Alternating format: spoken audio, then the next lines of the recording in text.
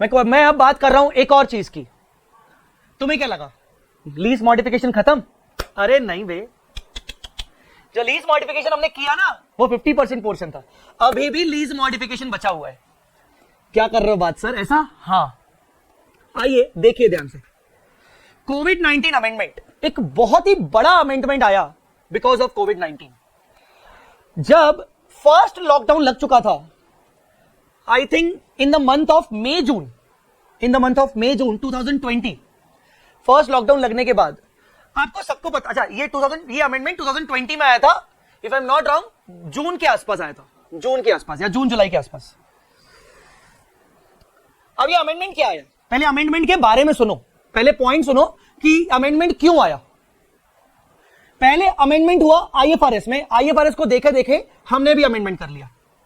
आप सब जानते हैं फर्स्ट लॉकडाउन के केस में पूरा भारत बंद था, पूरा भारत बंद था, सारे बिजनेसेस बंद थे, सारे फैक्ट्रीज बंद थे एक्सेप्ट एसेंशियल आइटम्स का छोड़कर, फार्मा इंडस्ट्रीज छोड़कर सब कुछ बंद था। अब ऐसे सिचुएशन में कितने बिजनेसेस लीज कॉन्ट्रैक्ट पर चल रहे होंगे, कितने बिजनेस प्रीमाइसेस लीज पर चल रहे होंगे? अंडरस्टूड और नॉट?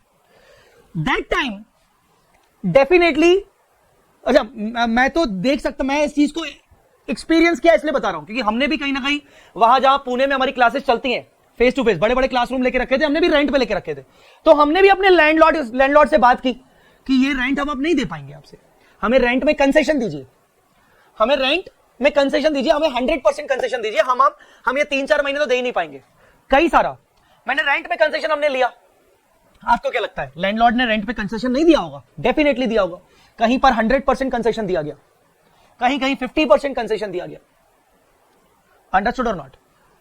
उस चीज को ध्यान में रखते हुए यह सोचा गया कि यार वो जो कंसेशन दिया गया है, वो जो कंसेशन दिया गया है, इसका मतलब उस लीज रेंट में बदलाव किया गया है, और अगर लीज रेंट में बदलाव किया गया है तो ये एक तरीके से हो गया लीज मॉडिफिकेशन, और इसका मतलब लीज मॉडिफिकेशन की अकाउंटिंग करनी चाहिए, और लीज मॉडिफिकेशन की जब भी अकाउंटिंग होती है तो लीज लायबिलिटी को रीमेजर करते हैं और उसका दूसरा इफेक्ट आरओयू एसेट पर डालते हैं।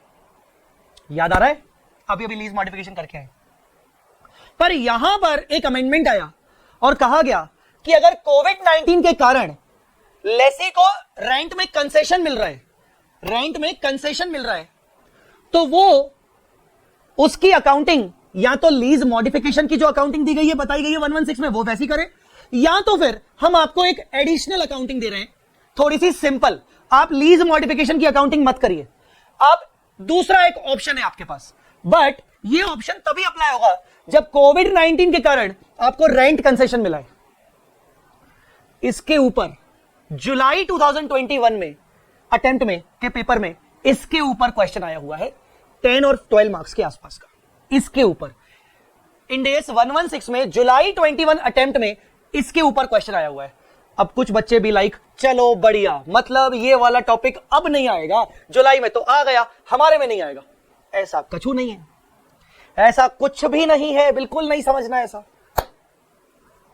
ठीक है? तो चलो पहले थोड़ा सा हम इसके बारे में समझते हैं कि ये है क्या। Amendment in India 116 MCA Y 24 जुलाई, हाँ जुलाई, मैंने बोला ना मई जून के आसपास, मुझे याद था जुलाई में ये अमेंडमेंट आया।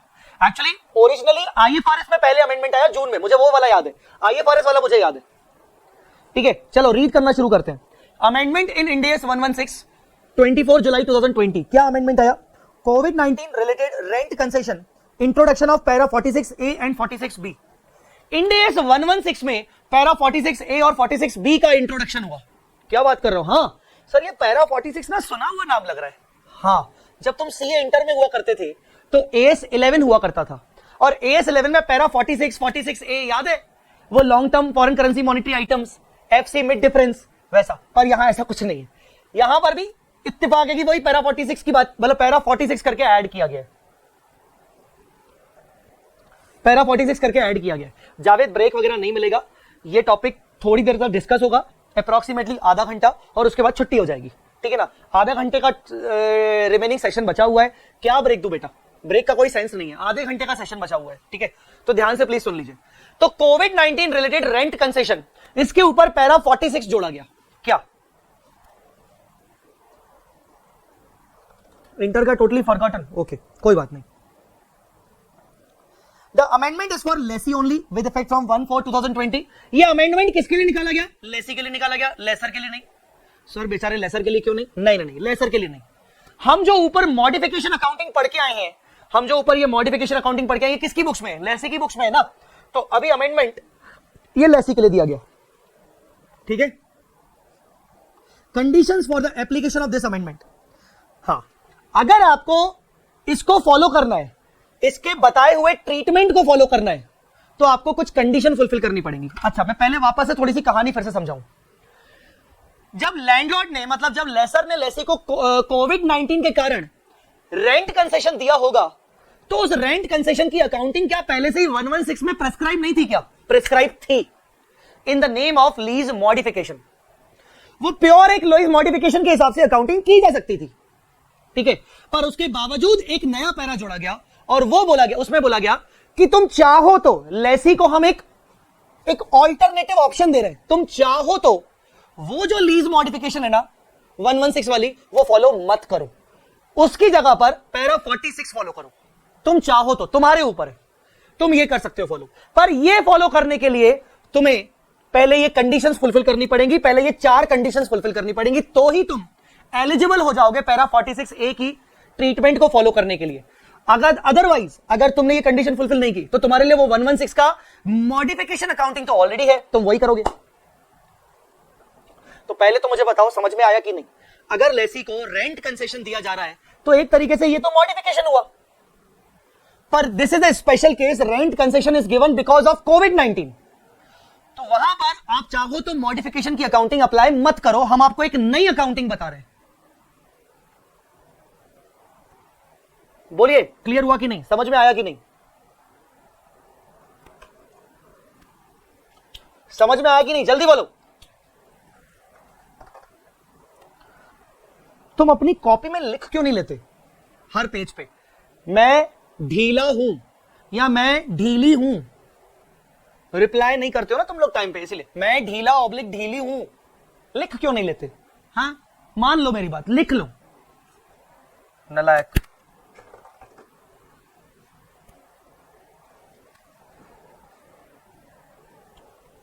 चलो, कंडीशंस क्या है इस पैरा 46 को फॉलो करने के लिए? कंडीशंस क्या है? कंडीशन ये है, change in lease payment must be in direct consequence of covid. Condition, पहली कंडीशन ये है कि जो रेंट में आपको कंसेशन मिला है वो बिकॉज ऑफ कोविड-19 मिलना चाहिए। अगर आपको कोविड-19 के कारण नहीं, वैसे भी कंसेशन मिल रहा था, तो ये आपका पैरा नहीं लगेगा। मतलब the rent concession is because of कोविड-19, ठीक है ना? Rent concession is because of कोविड-19। The change in lease payment must be in direct consequence of कोविड-19। दूसरा, revise lease payments after concession should be equal और less than original lease payments before such changes made. Actual में फायदा दिखना चाहिए, मतलब जो रेंट में रिवीजन हुआ है ना, रेंट बढ़ना नहीं चाहिए, या तो रेंट कम होना चाहिए या तो रेंट वही होना चाहिए। सर वही होगा तो फिर सर काहे का कंसेशन? नहीं, ऐसा भी तो हो सकता है कि लॉकडाउन हुआ था अप्रैल से लेकर मार्च से हुआ था मान लो, पर मार्च का तो रेंट चला गया होगा, तो हो सकता है लेसर ने मुझे बोला हो कि तुम एक काम करो, अप्रैल मई जून जुलाई इन 4 महीने का रेंट तुम मुझे अगस्त से लेकर देना, मतलब अगस्त में डबल रेंट दे देना। अगस्त में रेंट देना मुझे अगस्त और अप्रैल का, सितंबर में मुझे रेंट देना सितंबर और मई का, अक्टूबर में मुझे रेंट देना अक्टूबर और जून का, नवंबर में मुझे रेंट देना नवंबर और जुलाई का।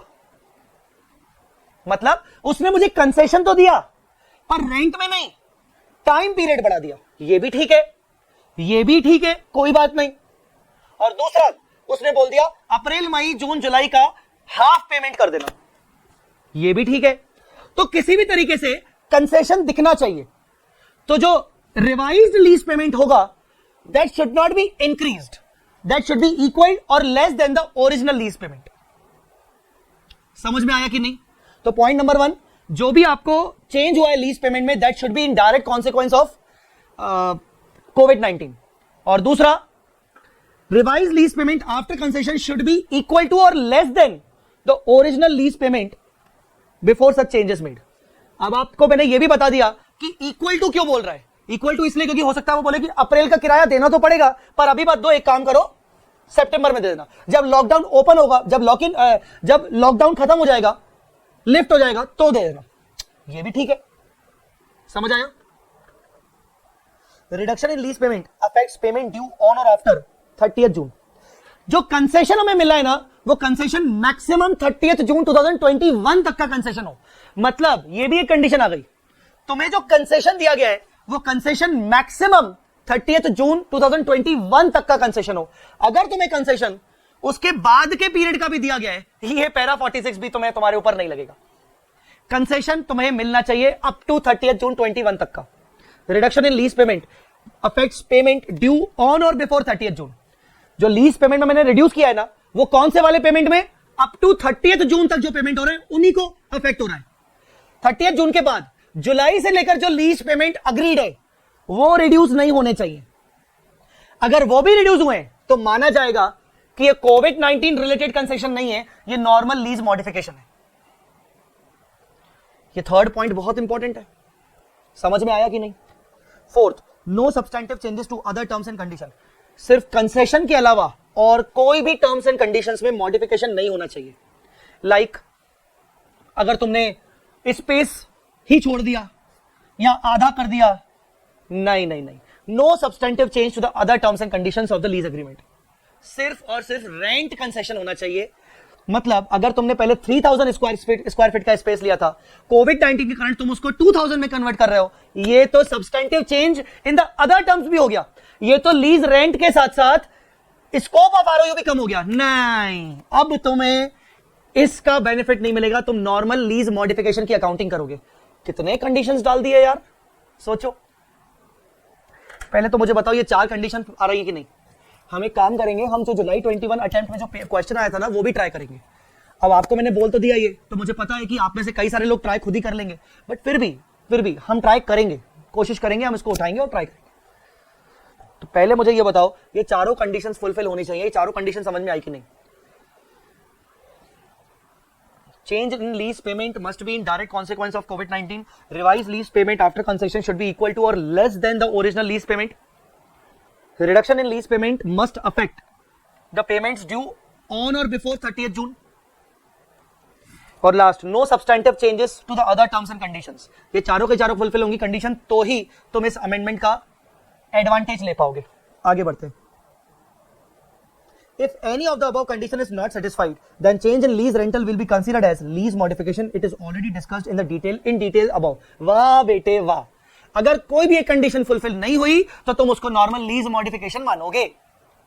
इनमें से कोई भी एक अगर कंडीशन फुलफिल नहीं हुई, कोई एक भी अगर कंडीशन फुलफिल नहीं हुई, तो तुम नॉर्मल लीज मॉडिफिकेशन मानोगे, तुम ये वाली अकाउंटिंग नहीं करोगे। सर कौन सी अकाउंटिंग? जो नई वाली है बेटा, ये आ रही है, अभी आ रही है, ये अकाउंटिंग आ रही है, रुक जाओ।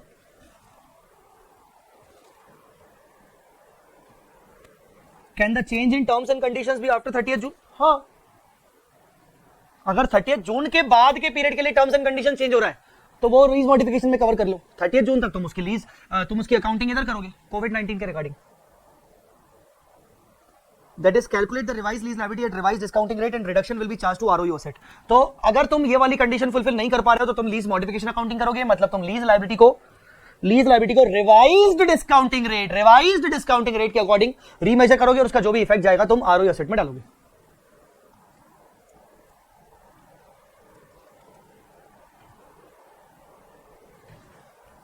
Point number 4.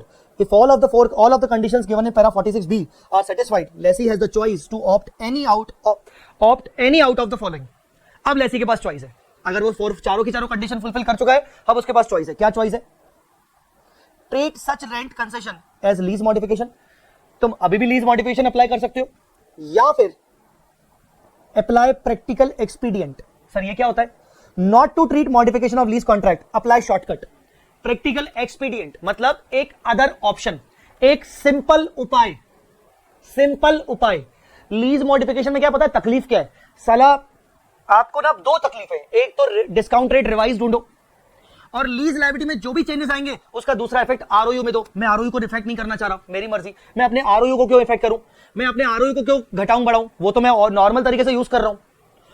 तो लीज मॉडिफिकेशन में दिक्कत यह है कि साला एक तो नया डिस्काउंटिंग रेट लो और फिर चेंज करके आरओयू में एडजस्ट करो, और एक ऑप्शन लेसी के पास यहां पर यह है कि वो लीज मॉडिफिकेशन अप्लाई ना करके वो प्रैक्टिकल एक्सपीडियंट अप्लाई करे।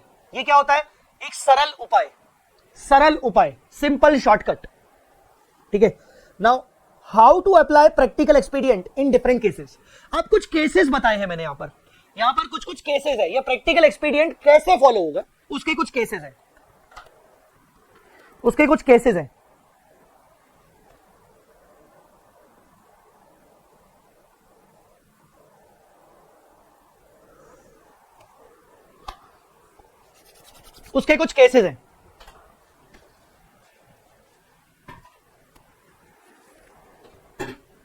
मैं आपको अभी एक केस तो समझा दूंगा विथ एग्जाम्पल, बाकी दो केसेस आपके हो जाएंगे होमवर्क, हम उसको अदर नेक्स्ट क्लास में डिस्कस कर लेंगे। ठीक है, पहले मुझे बताओ तुम लोग रेडी हो? यहां तक बात समझ में आई कि नहीं?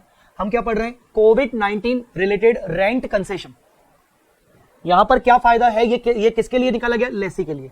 लेसी अगर 4 कंडीशंस फुलफिल करता है तो लेसी के पास ऑप्शन है कि वो normal lease modification accounting apply ना करके वो प्रैक्टिकल एक्सपीडियंट फॉलो करे।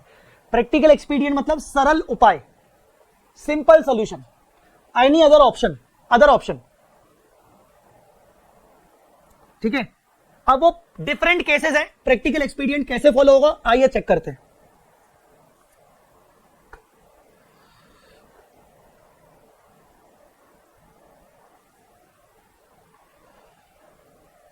सच बताऊं, इस कोविड-19 का इंपॉर्टेंस कम है, धीरे धीरे इसका कम हो जाएगा। नवंबर 21 में नो डाउट इसका इंपॉर्टेंस रहेगा, बट धीरे धीरे इसका इंपॉर्टेंस कम होता जाएगा। हां, अगर इसको वापस से अमेंड किया गया बिकॉज ऑफ थर्ड वेव तो एक अलग बात है।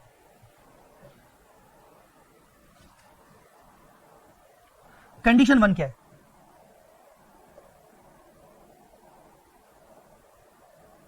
अनकंडीशनल वेवर मतलब लेसर मुझे माफ कर रहा है, मुझे किराया नहीं देना, मुझे रेंट नहीं देना है, of lease payment with no recovery in future. वो कह रहा है अप्रैल मई जून का 3 मंथ्स का किराया मत देना, बाद में देना पड़ेगा। अरे मत देना भाई, तू अपना छोटा भाई, मत देना। अरे वाह, अनकंडीशनल वेवर। क्या करेंगे? Remeasure the lease liability on date of first concession based on revised terms at original discount rate. यही तो बड़ा चेंज है। And charge the difference to SPL. यही तो बड़ा चेंज है। बताओ, पहली लाइन में ही पढ़ के क्या समझ में आ रहा है?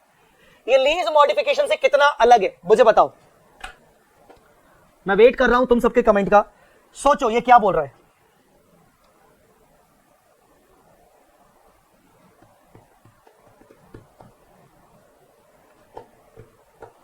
लीज मॉडिफिकेशन होता तो क्या करते और यहां क्या हो रहा है? कितना डिफरेंट है ये लीज मॉडिफिकेशन से? ये लीज मॉडिफिकेशन से कितना डिफरेंट है? जल्दी बोलो।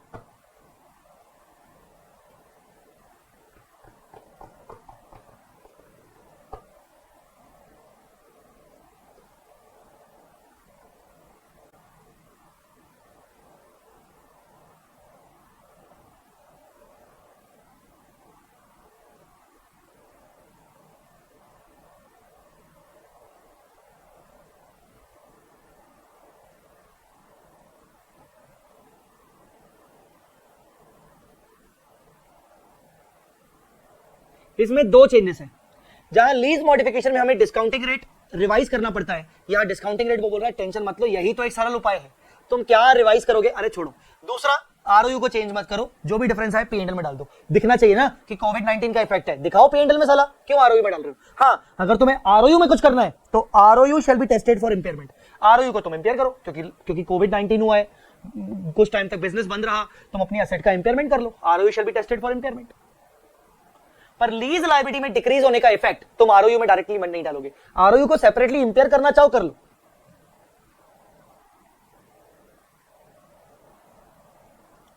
आई होप आपको समझ में आ गया होगा। Remeasured lease liability is equal to present value of revise cash outflows at original discount rate. मुझे लगता है इसमें मुझे कुछ ज्यादा बताने की जरूरत नहीं है, आपको फर्स्ट केस समझ में आ गया होगा। एक बार एग्जांपल करें फर्स्ट केस का। फर्स्ट केस क्या बोल रहा है? फर्स्ट केस सिंपली बोल रहा है, अगर आपको वेवर मिल गया कुछ टाइम के लीज रेंट का, ऑब्वियसली कब तक? 30 जून 2021 तक ओनली वेवर मिल गया, अनकंडीशनल वेवर मिल गया, नो रिकवरी इन फ्यूचर। अरे बहुत ही बढ़िया, जिस दिन तुम्हें वेवर मिला है वहां पर तुम रिवाइज्ड लीज लायबिलिटी निकालो, एट ओरिजिनल डिस्काउंट रेट निकालो, जो भी बदलाव आएगा लीज लायबिलिटी को, डिफरेंस को, लीज लायबिलिटी को कम करो और उसका इफेक्ट पीएनएल में डालो। मैं कंडीशन नंबर 2, केस नंबर 2 और केस नंबर 3 नहीं करवा रहा हूं फिलहाल। आ जाइए इलस्ट्रेशन नंबर 2 आइए। मैंने एक इस पे इलस्ट्रेशन अपना खुद बनाया है। अच्छा, इस पे ये इलस्ट्रेशन मैंने बनाया है, खुद से बनाया है। ये इलस्ट्रेशन इंस्टीट्यूट के मॉड्यूल का नहीं है। Illustration number 22, lease term 2 years from 1 January. Total lease term मान लीजिए 2 इयर्स था, 1 जनवरी 2020 ऑनवर्ड्स। 2020 मैं 2020 क्यों ले रहा हूं और मैं 2 साल क्यों ले रहा हूं, आपको समझ में आ जाएगा, रीजन बता रहा हूं, वो उसमें समझ में आ जाएगा। 2 साल लेने का रीजन है उसमें, है ना। और 2020 जनवरी 2020 में याद करो कोरोना नहीं था, एक्चुअली चाइना में था, इंडिया में हल्के फुल्के उसके इंपैक्ट दिख रहे थे। सबसे पहले शायद केरला में एक आध कुछ केस मिला था। तो जनवरी 2020 ऑनवर्ड्स हमने लीज टर्म किया 2 इयर्स का। लीज रेंट 50,000 पर मंथ है, पर मंथ। बस यही रीजन है कि मैंने 2 इयर्स लिए, क्योंकि अगर मैं 5 इयर्स 10 इयर्स लेता तो इतनी ज्यादा कैलकुलेशन होती, क्योंकि 2 इयर्स में भी 24 मंथ की कैलकुलेशन होगी। तो इसीलिए कैलकुलेशन को बचाने के लिए मैंने ऐसा किया। इन अरियर्स, जब भी बेटा लिखा हो इन अरियर्स तो इसका मतलब at the end of every month या at the end of every year. In arrear मतलब at the end of every year या at the end of every month, ठीक है। डिस्काउंटिंग रेट 12% लिया जनवरी को। Lessor agree to provide rent concession to lessee due to कोविड-19 as under, जिसमें case A unconditional waiver of lease payment from April to September. Lessor मुझे कह रहा है अप्रैल 20 से लेकर सितंबर 20, 6 महीने का लीज रेंट देना ही मत। अरे वाह वाह मोदी जी वाह।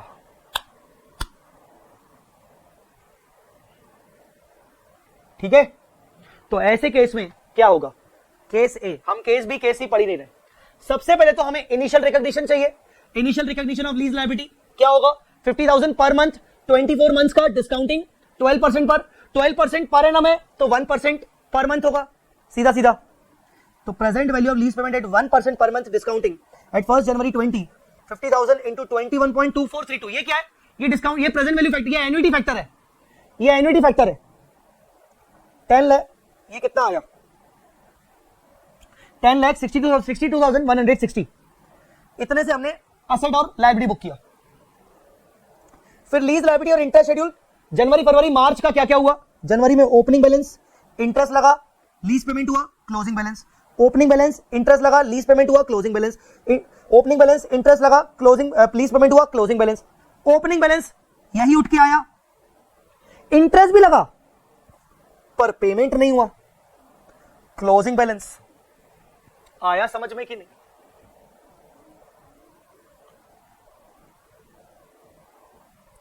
आया समझ में कि नहीं। क्या करेंगे, the carrying amount of lease liability on 30th April is 952,268 interest पर, ठीक है। अब क्या होगा, revised lease liability is 659,595 to be determined as under. हम रिवाइज लीज लायबिलिटी निकालेंगे। मई में 0, जून 0, जुलाई 0, अगस्त 0, सितंबर 0। डिस्काउंटिंग रेट 1% के हिसाब से दिए हुए। फिर आगे का अक्टूबर से लेकर नॉर्मल एज यूजुअल 50-50-50। इस सबका प्रेजेंट वैल्यू कितना आ रहा है, 659,595। ये रिवाइज्ड लीज लायबिलिटी। और आपकी carrying amount of lease liability कितनी थी, 952,268।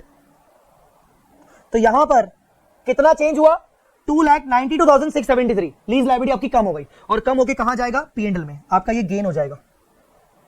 Revise carrying amount of lease liability कितनी बचेगी, 659,595, जिसके ऊपर आगे फाइनेंस चार्जेस कैलकुलेट होंगे। कैसे, ये देखिए आपका ओपनिंग बैलेंस आ गया मई में, इसके ऊपर इंटरेस्ट लगा, फिर क्लोजिंग हो गया क्योंकि पेमेंट तो किया नहीं। फिर ओपनिंग इंटरेस्ट लगा, क्लोजिंग, ओपनिंग इंटरेस्ट लगा, क्लोजिंग, ओपनिंग इंटरेस्ट लगा, क्लोजिंग, अगस्त तक। सितंबर ओपनिंग इंटरेस्ट लगा, क्लोजिंग, बस सितंबर में इंटरेस्ट लगा, पेमेंट हुआ, क्लोजिंग, एंड सो ऑन। इस तरीके से। सर आप पूरा सॉल्व क्यों नहीं करवा रहे हो, यार मैंने आपको ये सॉल्व करके दिया है ना यार, थोड़ा सा तो मतलब यार खुद भी सॉल्व कर सकते हो। मैं आपको समय दे रहा हूं, आप पूछिए मुझसे यहां पर अगर आपको कुछ नहीं समझ में आया तो। आप एक बार आराम से देख लीजिए। मैं ये नहीं कह रहा हूं कि मतलब मैं कोई जल्दबाजी कर रहा हूं, अभी भी क्लास मैं आगे 10-15 मिनट और ले सकता हूं, कोई दिक्कत नहीं। मैं तो कह रहा हूं कि आप आराम से देख लीजिए। जब तक आप खुद से एनालाइज नहीं करोगे तब तक नहीं समझ में आएगा। बहुत ईजी है, लिटरली बोल रहा हूं, बहुत ईजी है। बस यहां पर क्या है, मंथ वाइज कैलकुलेशन है। ध्यान से देखेंगे तो मंथ वाइज कैलकुलेशन है। क्या किया, सबसे पहले हमने इनिशियल रिकॉग्निशन किया। अच्छा सर ये 1% कहां से आया? बेटा 12% पर एनम का डिस्काउंटिंग रेट होता है। अगर आप रेंट मंथली दे रहे हो तो आपका डिस्काउंटिंग रेट भी तो मंथली होगा, तो 12% divide by 12 month is equal to 1%। तो आपने 1% की डिस्काउंटिंग के हिसाब से आने वाले 24 मंथ्स का प्रेजेंट वैल्यू निकाला, तो ये 10 लाख समथिंग 62,160 आया। और इस 10,62,160 को अमोटाइज करते गए, हर महीने का interest payment, interest payment, interest, जैसे तुम ईयरली करते हो वैसे ही मंथली हो रहा है। तो तुम्हारा अप्रैल में आके तुमने देखा तो इंटरेस्ट तो लगा पर पेमेंट किया ही नहीं, तो क्लोजिंग बैलेंस इतना हो गया। अब इसको रखे रहने दो। अब एक काम करो, रिवाइज लीज लायबिलिटी निकालो मई से लेकर, देखो कि क्या हो रहा है। मई जून जुलाई अगस्त सितंबर, 5 महीने का जीरो, अप्रैल का तो जीरो हो ही चुका था, 5 महीने का जीरो, आगे से नॉर्मल। उसका डिस्काउंटिंग रेट, ओरिजिनल रेट निकालना पड़ेगा, ओरिजिनल डिस्काउंटिंग रेट, उसका प्रेजेंट वैल्यू निकालो। आज इसको अप्रैल वाले कैरिंग अमाउंट से कंपेयर करो, जो भी डिफरेंस आया उतने से लीज लायबिलिटी रिड्यूस करके गेन बुक कर लो। गेन हुआ तुम्हारा रेंट कंसेशन का, आरओयू को सब्जेक्ट टू इंपेयरमेंट कर दो। अब तुम्हारी रिवाइज लीज लायबिलिटी जो भी आई उसका तुम हर मंथली बेसिस पर इंटरेस्ट निकालोगे, पर पेमेंट दोगे नहीं सितंबर तक, अक्टूबर से पेमेंट देना शुरू करोगे, सिंपली। सर अप्रैल को क्यों नहीं एक्सक्लूड किया? बेटा एक्सक्लूड किया तो सही, देखो अप्रैल को भी तो नॉट पेड है बेटा, अप्रैल को भी नॉट पेड है। आप चाहो तो एक काम करो, आप ऐसा करो, ठीक है, आप एक काम करो, आप अगर ऐसा लग रहा है तो आप अप्रैल को भी यहां पर काट दो, आप ये वाले फिगर को कंपेयर करो, मार्च क्लोजिंग का फिगर कंपेयर करो ये वाला, और यहां पर आप जैसे मई लिखा है, आप यहां पर अप्रैल का नील पेमेंट डाल दो, बस खुश। ऐसे केस में आपका पड़ जाएगा, अल्टीमेटली आएगा उसके हिसाब से, डोंट वरी। तो हमने अप्रैल को कंसीडर किया है बेटा,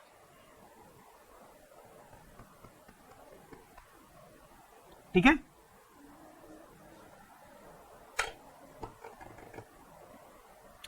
मुझे बताओ समझ में आया कि नहीं? सिर्फ 2 चेंजेस है बेटा, ओरिजिनल डिस्काउंट रेट लेना है और जो भी चेंज आएगा वो आरओयू असेट में चेंज नहीं करना है, वो आपको पीएनएल में डालना है। बहुत ही सिंपल सा चेंज है।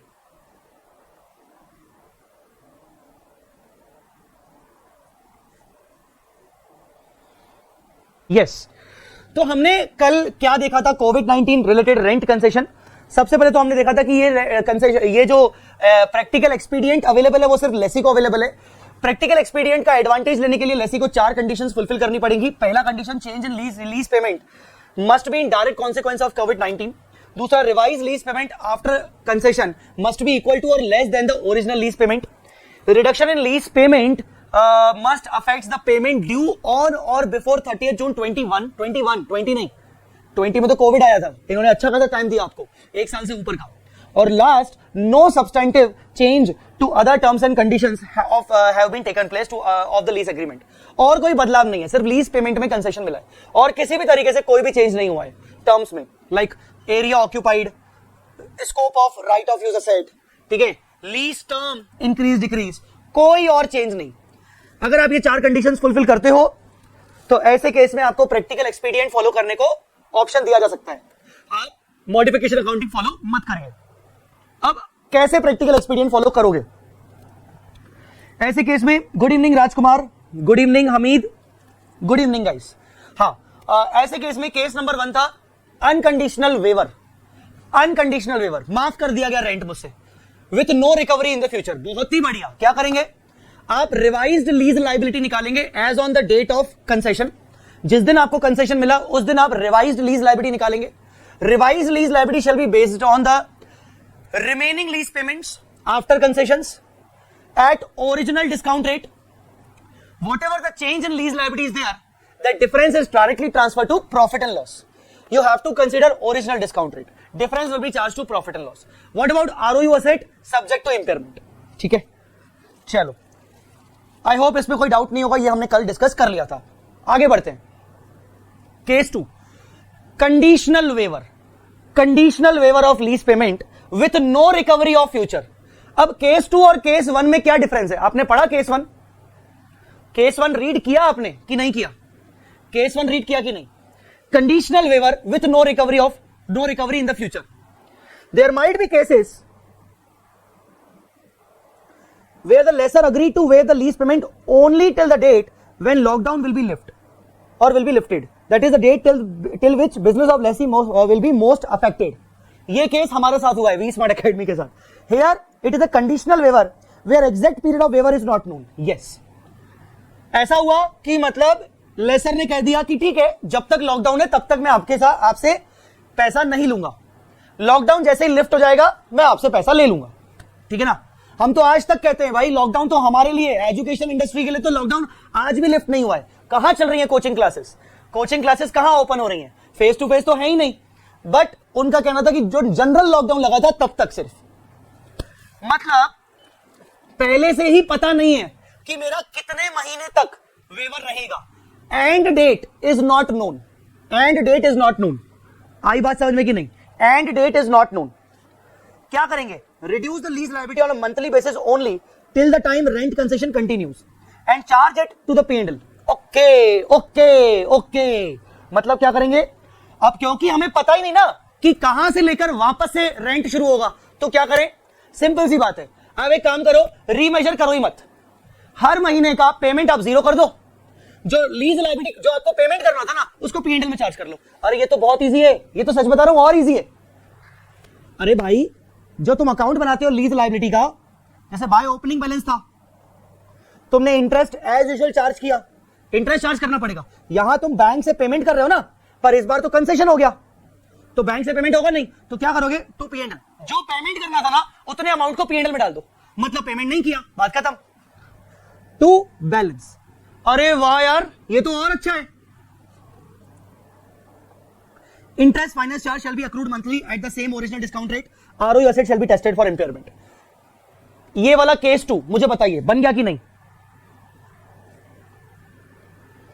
टेल मी, केस 2 बना कि नहीं? केस 2 पढ़ लेते हैं। Waiver of monthly lease rent of 50,000 from April 20 to September 20 with 50%। नहीं, ये केस वो है, ये केस भी नहीं, केस सी होगा, केस सी होगा। Waiver of lease payment on monthly basis from April 20 to the date when lockdown will be lifted, assume lockdown lifted on 1 October, assume. तो केस सी, एक्चुअली यहां पर case question में case C है और अपने ऊपर का केस 2 है। यार मेरे को तो बहुत इजी लग रहा है, मेरे को तो ये केस सी बहुत इजी लग रहा है। सर कैसे? अरे यार क्या बात कर रहे हो, केस सी का है ये रहा। Liability of April 20 is waived, but outcome of future lease payment will be assessed monthly. Cannot be considered to accrue on 30th April. Therefore, adjusting entry need to be passed monthly till the time rent concession continues. Adjusting entry हर बार आपको entry पास करनी पड़ेगी। Lease liability to bank की जगह lease liability to P&L। अरे भाई इससे आसान और क्या हो सकता है? इससे आसान और क्या? आप तो रीमेजर भी नहीं करना है, हर महीने का जो पेमेंट ड्यू था उसको P&L में चार्ज कर लो, क्योंकि ये मंथ खत्म हुआ, आपको मालूम पड़ा अरे देना ही नहीं है, फिर अगले महीने का चलो देखते हैं लॉकडाउन बंद होता है कि नहीं, लॉकडाउन खत्म होता है कि नहीं, लॉकडाउन खत्म नहीं हुआ, अरे रेंट देना ही नहीं है। वाओ, आया समझ में कि नहीं? अमोर्टाइजेशन शेड्यूल 942840 क्या है? ये तो वही केस ए से भी उठा सकते हैं अपन। ये 942840 ये मार्च का क्लोजिंग, आपने इंटरेस्ट लगाया, लीज पेमेंट कुछ नहीं, और पूरा का पूरा आपने P&L में चार्ज कर दिया, क्लोजिंग। ऐसे करते करते आपने 6 बार लीज पेमेंट को P&L में डाला। मुझे लगता है अभी तक का सबसे इजी, सबसे सिंपल केस, सबसे इजी। अब आपको इसका इंपॉर्टेंस समझ में आ रहा होगा इस अमेंडमेंट का, कि लेसी को कितनी बड़ी राहत मिल गई। ये सब कुछ लीज मॉडिफिकेशन अकाउंटिंग फॉलो करने की जरूरत ही नहीं है, इतना बड़ा तामझाम करने की जरूरत ही नहीं है, कितनी बड़ी राहत मिल गई उसको। तो केस सी तो भाई बहुत ही इजी। कुछ कमेंट करो रे, हो गया कि नहीं? 2-3 बच्चों ने बोला है हो गया। मैं नहीं चाह रहा हूं कि कोई बच्चा बाद में ये कहे कि देखो सर ने ना बहुत ही ऊपर से करवाया। ऊपर से करवा रहा हूं क्योंकि मुझे ऐसा लगता है कि बहुत ही बच्चों जैसी चीज है।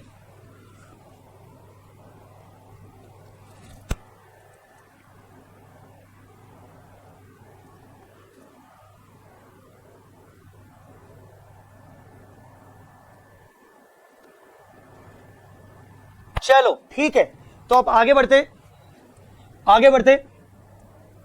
Waiver of lease payment with the future recovery that is deferral of lease payment. मतलब यहां क्या है? यहां ये है, लैंडलॉर्ड कह रहा है, मतलब लेसर कह रहा है कि आप अप्रैल का, मई का, जून का 3 महीने का मत देना, फॉर एग्जाम्पल 3 महीने का मत देना, इन तीनों महीने का आप हमें बाद में देना, या 50% बाद में देना और 50% वेवर, 50% वेवर और 50% आप बाद में देना। मतलब फ्यूचर में रिकवरी होगी, ये भी कंसेशन है, ये भी एक तरीके से थोड़ा बहुत फायदा ही हुआ, कंसेशन हुआ, ठीक है।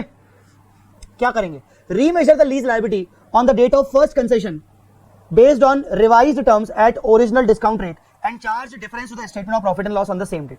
Remeasure liability is equal to present value of revised cash flows based on original discount rate, ROE shall be tested for implement. मुझे लगता है ये तो same to same case number 1 की तरह है, इसमें क्या ही चेंज है, सिर्फ बदलाव ये है कि वो जो अप्रैल मंथ का रेंट है वो आपका अक्टूबर में जाके जुड़ जाएगा, मतलब अक्टूबर का तो होगा ही होगा प्लस अप्रैल वाला भी जुड़ जाएगा, बस। मुझे लगता है केस 1 और केस 3 सेम है। जावेद कह रहा है सर फाइनेंस कॉस्ट भी तो पीएनएल में चार्ज कर, बेटा वो तो ऑब्वियसली पीएनएल में चार्ज करेंगे, उसकी तो बात ही नहीं चल रही ना बेटा। वो तो किसी फाउंडेशन वाले बच्चे को भी समझ में आ जाएगा कि हाँ यहां पर अपन इंटरेस्ट की बात नहीं कर रहे हैं, इंटरेस्ट तो ऑब्वियसली हम पीएनएल में डालते हैं वैसे भी, उससे अमेंडमेंट का क्या सेंस है। हम बात कर रहे हैं जो एक्चुअली पेमेंट करना था बट नहीं किया और वो सेव हो गया, तो उसको पीएनएल में डालेंगे। हाँ तो केस 3 मुझे लगता है सेम टू सेम, पूरा का पूरा सेम टू सेम। देख लेते, ये रहा केस बी ब्रैकेट में केस 3, क्या कह रहा है, waiver of monthly lease rent of 50,000 from April to September with 50% recovery there of from October. अक्टूबर से उसकी 50% रिकवरी होगी, तो अक्टूबर से आपके लीज पेमेंट हो जाएंगे 75 75 75 75 6 महीने के लिए, फिर वापस 50 50। देखो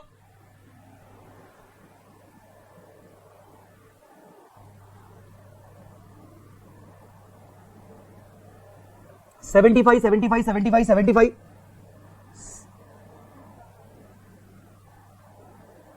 एक सेकेंड यार, कुछ गड़बड़ हो गई है इसमें ना, गलती से 75 75 कॉपी हो गया है, बट आई डोंट नो कि वो 50 के हिसाब से है कि नहीं। 1 2 3 4 5 6 75 बेटा, यहां ना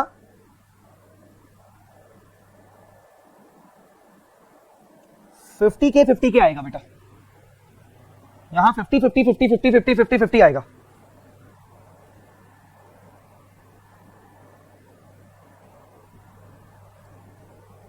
गलत हो गया, गलत है। हाँ बट मल्टीप्लाई करके ये, एक सेकंड चेक कर लेते हैं ना, नहीं वो गलत ही हुआ है, वो गलत ही हुआ है बेटा, कुछ गड़बड़ हो गई है बेटा, ये कैलकुलेशन गलत है, कॉन्सेप्ट सही है, कैलकुलेशन गलत है। क्या आप मुझे यहां अमाउंट निकाल के दे सकते हो क्या, आप मुझे अमाउंट निकाल के दे सकते हो क्या?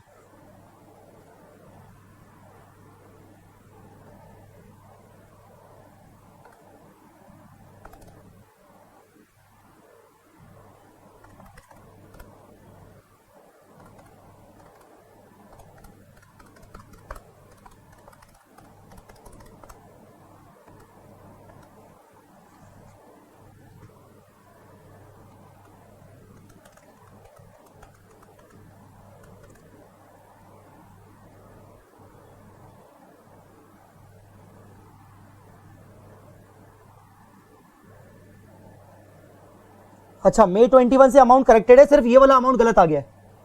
ओके तो 50 इंटू 0.8874 मतलब यहां आएगा 44370, सिर्फ अप्रैल 21 गलत है। अच्छा बस अप्रैल 21 का चेंज होगा, हाँ हाँ हाँ ठीक है। तो मुझे बताओ ना यार, यहां अमाउंट कितना आ रहा है, ये अमाउंट बताओ ना बेटा।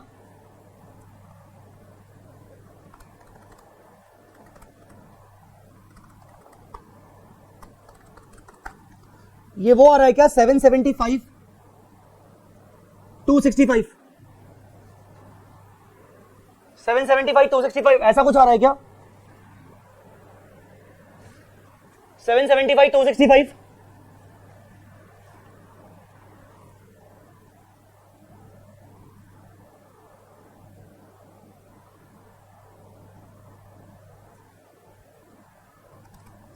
नाइन 52268 माइनस 775 265, यह आ गया